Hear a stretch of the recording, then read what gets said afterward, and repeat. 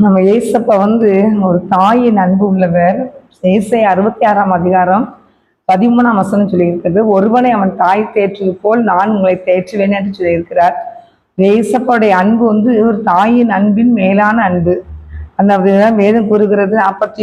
ஏசாயா 49ஆம் அதிகாரம் 15ஆம் வசனத்துல, ஸ்திரியானவள் தன் கற்பத்தின் பிள்ளைக்கு இறங்காமல் தன் பாலகனை மறப்போலோ, அவள் மறந்தால் நான் உன்னை மறப்பதில்லை.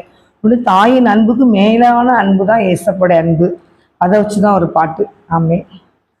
தாய் போல தேற்றி தந்தை போல ஆற்றி தோள் மீது சுமந்திடும் என்னேசையா.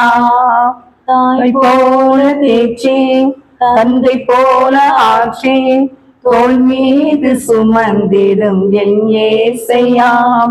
உம்மை போல புரிந்து கொள்ள யாரும் இல்லையே, உம்மை போல அரவணைக்க யாரும் இல்லையே.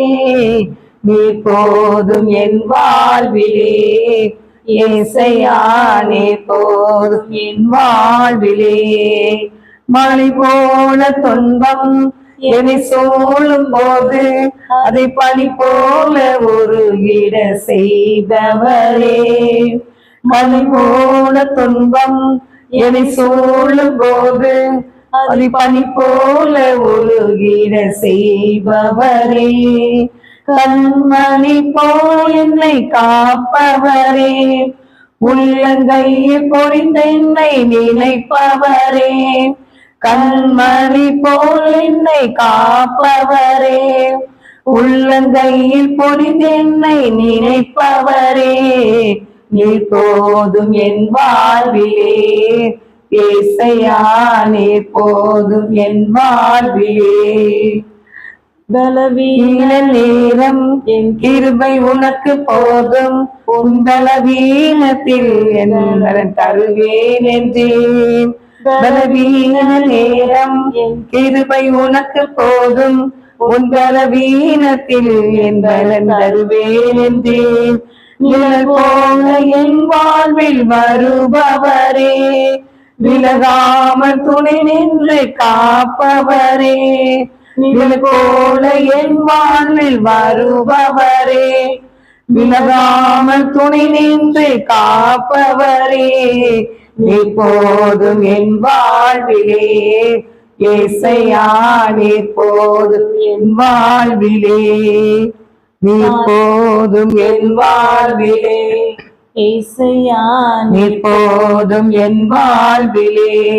தாய் போல பாசம், தந்தை போல நேசம், ஒரு தோழன் போல புரிந்து கொண்ட என் ஏசையா.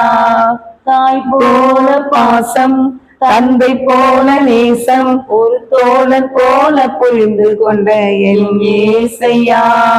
உம்மை போல புரிந்து கொள்ள யாரும் இல்லையே, உம்மை போல அரவணைக்க யாரும் இல்லையே.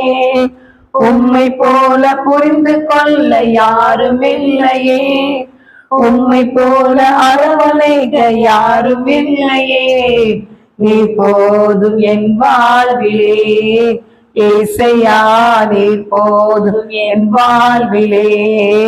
நீ போதும் என் வாழ்விலே ஏசையா, நீ போதும் என் வாழ்விலே. கர்த்தர் உங்களை ஆசீர்வதிப்பாராக.